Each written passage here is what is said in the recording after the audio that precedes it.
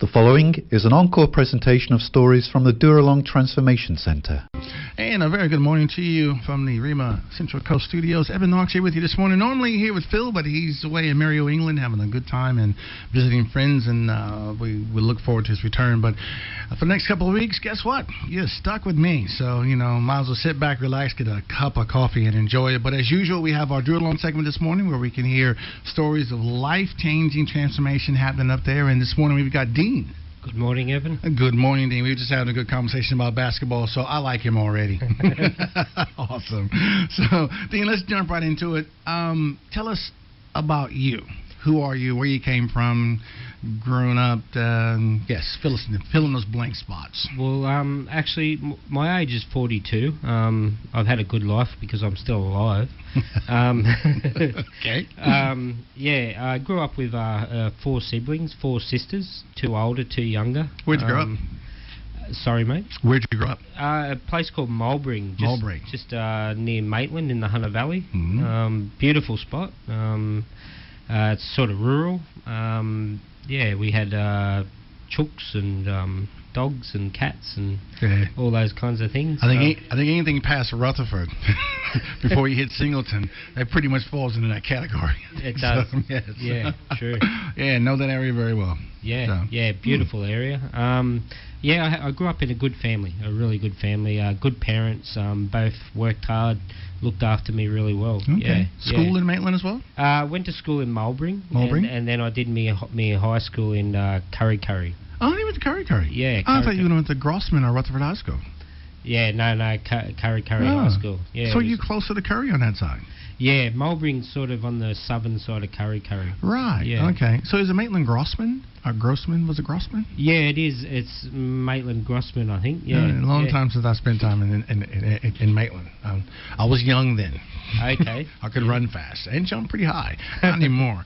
So you went to high school. When did you first enter in your, when did you come across your first, introduction to drug and alcohol?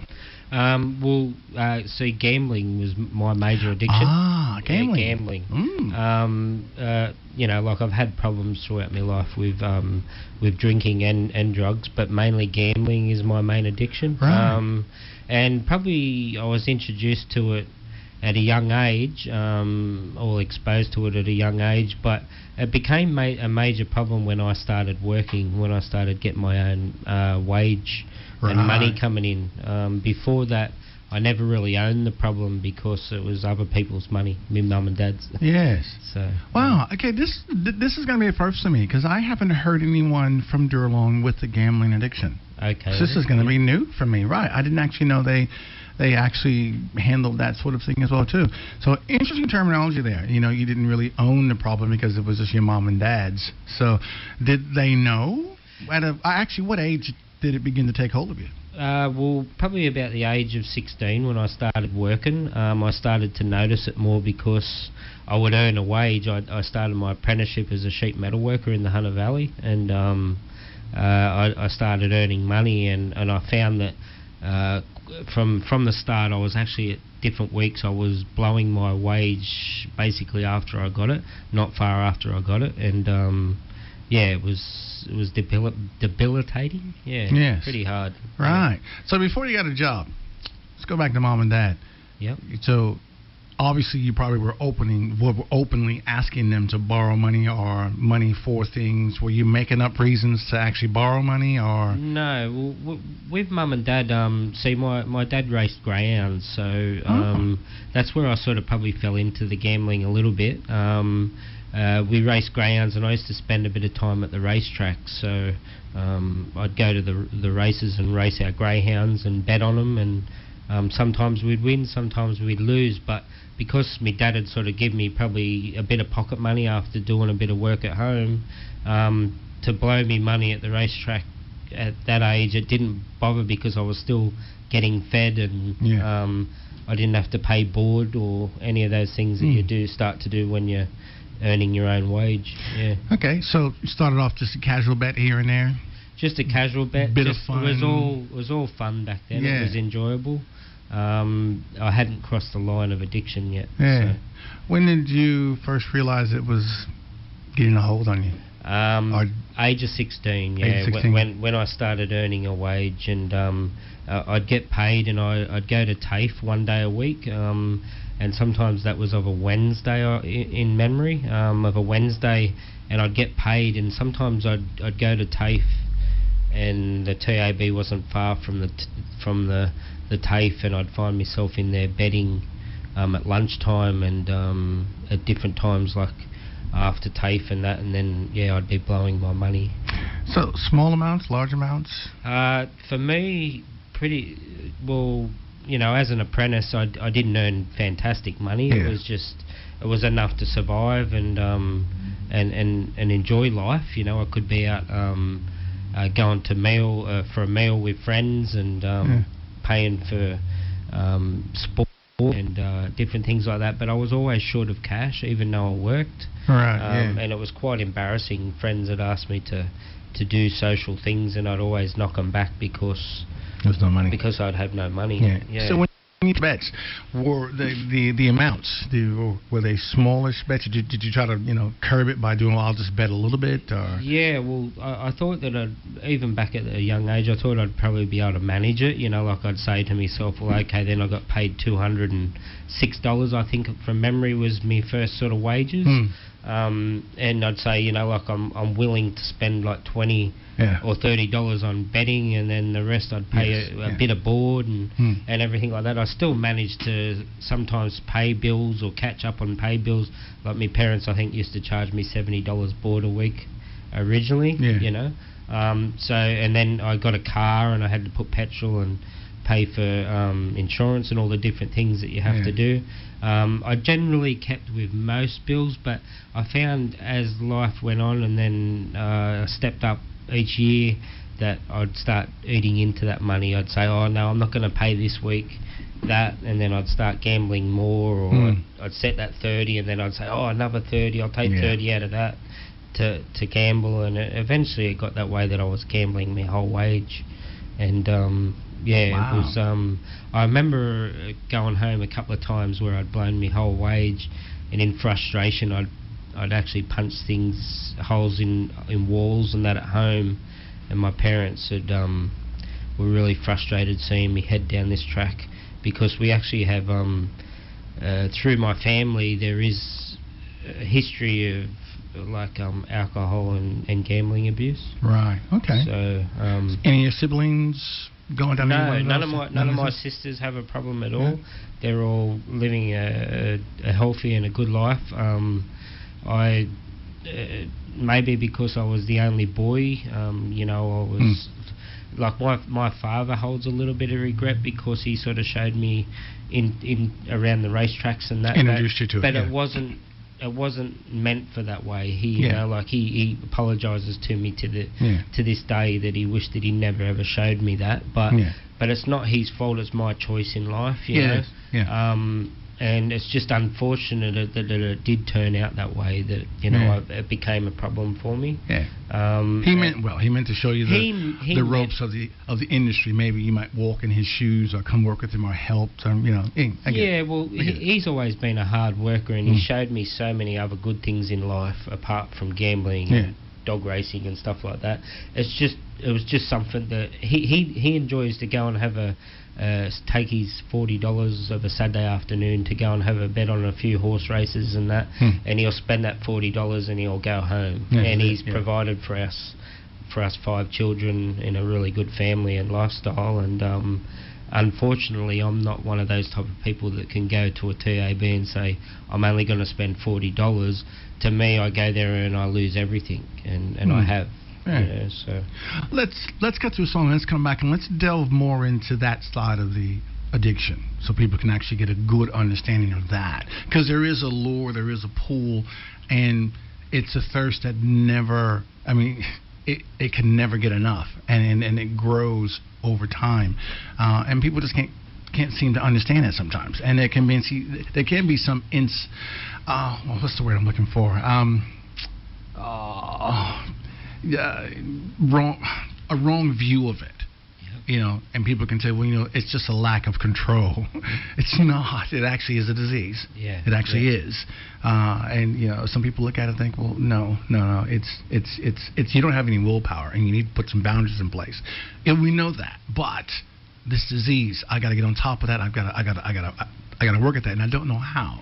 And obviously, you've reached that stage. But we'll dive into that in a minute. Okay, we got a little fun and games here going on, but that's all right. We'll get on top of that. We're here with Dean on the Dooralong segment, which happens every Wednesday. Normally better than this, but we're surviving. So we left off with Dean, and we were going to touch on the addictive properties of gambling, because a lot of people, will look at it and think, how can you be addicted to gambling? Well, it's the same as some people addicted to food and chocolate and speed, not the drug, but the need for driving fast.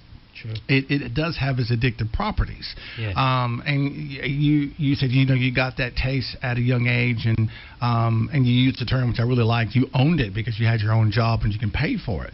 Yes. But there reached a point to where there was no return. This thing had you. So explain to us, you walking into a TAB and what your ritual was. Yep. For me, well, back then, when I was at a young age, at 16 anyway, I'd have to go and bet at a TAB, which was an agency, and I'd have to go and put the tickets on and put my bets on there.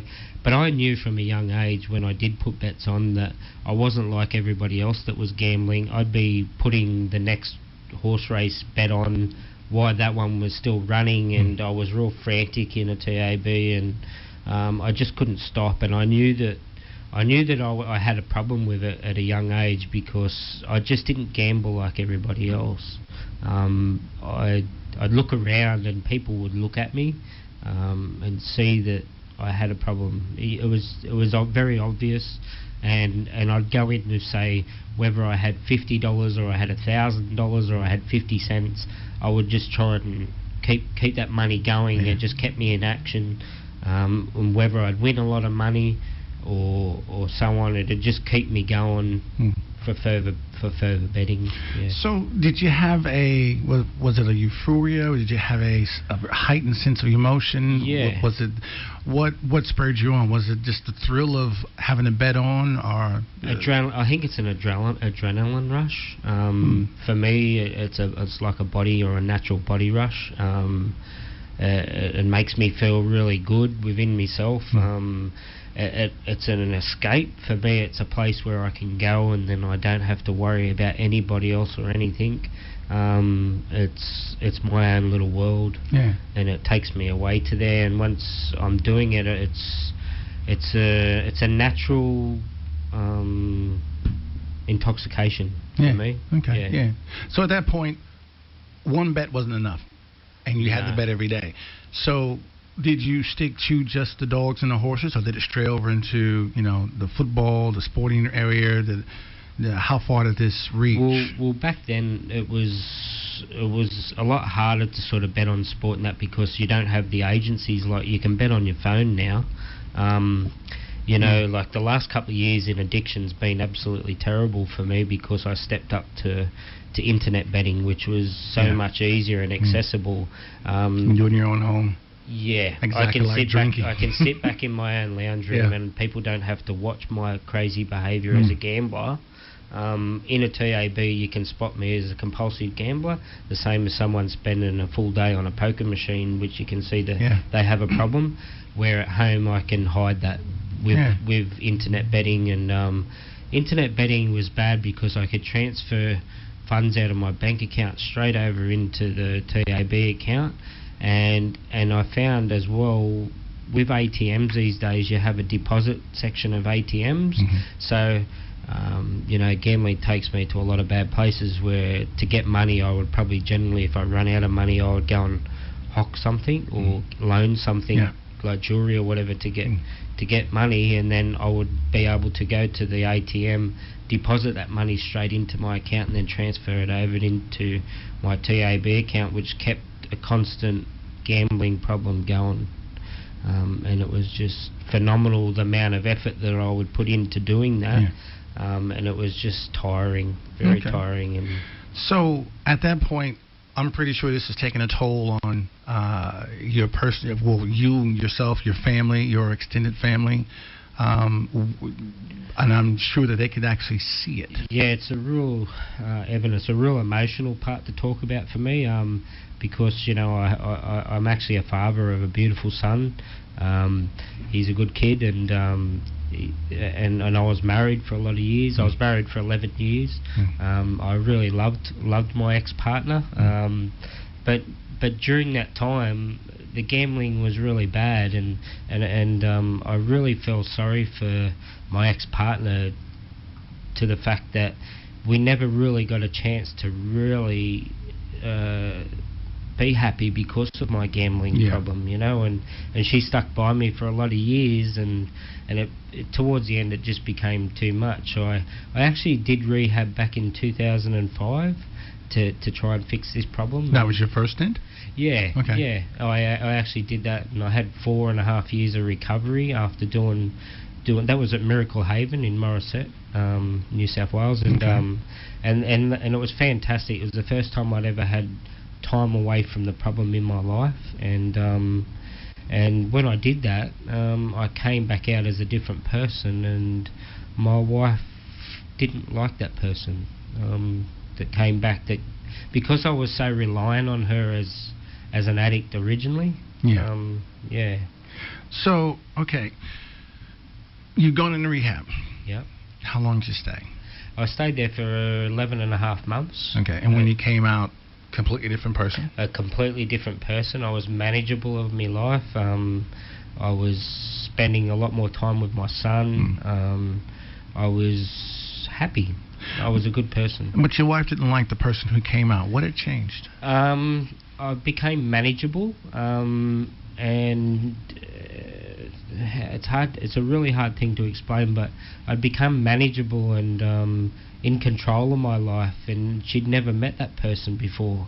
The person that she met before was Dean, as a compulsive gambler, and she'd never lived with him before, and the guy that came out of the rehab was somebody that was manageable and had his life together. And maybe unfortunately it created a little bit of jealousy. That person, that I'd become that person. So eventually the marriage broke down. You guys had a divorce. Did that lead to your, as they say in the alcoholic world, falling off the wagon and going back to the TAB? Yeah, well, probably about 3 to 3.5 years into that clean time, we'd still been seeing each other and trying to repair our marriage. I know 3.5 years seems like a long time, but through 11 years of addiction before I'd gone for that recovery, a lot of the times where I'd have to leave home because of the addiction or go back to my parents or someone, I didn't want to move back in with her and create trouble again for her and my son. So I tried to get my life in order as a single person, but still we were still seeing each other. We were still partners and shared good times together and that. But through time, it just didn't work, and then we both got a divorce, and then that was about 3.5 years into the recovery, and then depression started to set in for me because of the marriage breakup, and I picked up gambling again as a crutch, which was not good. No. I know, Evan, when I do pick up, I know that first bet's the one that breaks me. Yeah. So. Yeah. How long did you stay under this time? When I fell back into addiction, then I've been back in addiction probably for about 5 years before I come to Dooralong. Yeah. So what made you come to Dooralong? Family. Was it family? Yeah. Family. Generally family. My son, my sisters, my mum, my dad, ex-partner, everybody in my life, friends, people, basically, the one person that did make the difference for me to go back to get some help was an employee that I've worked for over 20 years. I'd come back from working in Queensland, and I come back to working here local in the Hunter Valley, and I was only back working for him for a couple of weeks, and I was running really rough with the gambling, and he could tell that something wasn't right. And he said to me, "Is everything all right?" one day, and I said, "No, it's not. I'm having problems with gambling again." And he'd been through the phase of addiction for me years ago, and he said to me, "Please go and get some help. You know you'll always have a job with me, but you just got to get some help, mate." And that was the turning point for me. And this, to go to Dooralong, was somebody outside the family actually could see that I wasn't well. Right. Okay. So you're in Dooralong. Yep. Now. Yep. And you went willingly. Yeah. Excellent. I sort of, it's a hard thing to explain, but I wanted to go. I wanted to get some help, but when I'm in addiction, I'm so shrouded, or it's so foggy. Yeah. I don't know how to find a way out, and it's a battle going on. And I think, it's a really big battle, and I'm thinking, am I better off staying here in addiction? But it's got that bad that I wasn't paying me bills anymore, and I'd become basically homeless again. So I had to do something, and I had a really nice motorbike, a nice BMW bike that I'd had for a few years, and I decided to sell it and get some money together, and that'd pay for me storage of all my equipment while I went and got some help and keep me bills paid while I'm in Dooralong. Yeah. Oh, in the midst of a battle, gambling, that was a very sound decision. Yeah. And one that you probably can see the benefits now. Yeah, well, it's through family. You know, family is the one that's always supported and propped me up and kept me going. Through addiction, there's been many a times that I've been down and out in depression and so on. But at the end of the day, I know there's so many good things in life. And I've always had a fond belief in God. I love God, and I believe that He's, God, Jesus has always been there with me. It's just me walked away from Him. Yes. A bit like maybe the footprints. I've walked away and left Him, and now I've come back, and I want a good life, and I know that a good life can be, can be around, and I can be beside God if I choose to. You know? So, well, He wants you to have a good life. Yeah. And He's right there where you left Him, just waiting for you to come back and pick up that conversation. Exactly. So, So walking into Dooralong, you would have found help, and you would have found God. What sustained you? Which was it, a combination of both, or what made you stay? What's made me stay, I believe, is God. Yeah, I do. I do believe. Yes. I believe He's put me on this path. He's offered me this path, and like I had options of going to other rehabs. That's the good thing. Like I'd like to say to anybody out there is, there's always help if you need it. Please get it, but did you know Dooralong was Christian based before you went? Because I'd been through the program before, right? And I followed up recovery last time in my recovery, even though I did general meetings like Gamblers Anonymous meetings and so on. I still went to church on and off. Good man. I wasn't a regular Sunday person, but I would, on general sort of once a month or something like that, I'd still catch up with people and go to church, and I always feel good when I leave church. That's just me. I always feel happy and uplifted. And I've always found the Salvation Army is my choice. I love the Salvation Army way. Yeah. Beautiful. So what stage are you in at Dooralong at the moment? I'm in stage 2. There's an initial induction stage, which runs for about 3.5 to 4 weeks. And that's the stage where you come in, you're probably a little bit foggy, a little bit shrouded by the addiction problems. And it's a very touchy stage was for me. It's a stage of fight or flight, sort of. You're tender. Whether I'm going to go or stay, and get through that. And then stage 1 runs for about 9 weeks, and so you've been there a good sort of 3 months, and then now I'm in stage 2, which is 16 weeks of the full program. And yes, I'm about 4.5 months into a 10-month program. Excellent. Well, it sounds like you're doing well. I am, Evan. They feed you well out there. I've put on a bit of weight. I'm eating regular, which is really good. Yes. And I believe that goes a long way. And it's a serene place, somewhere I can collect my thoughts, talk to good people that are trying to get well, and get support. And it's a God-given place. It's beautiful. Amen. Yeah. Well, do us a favor.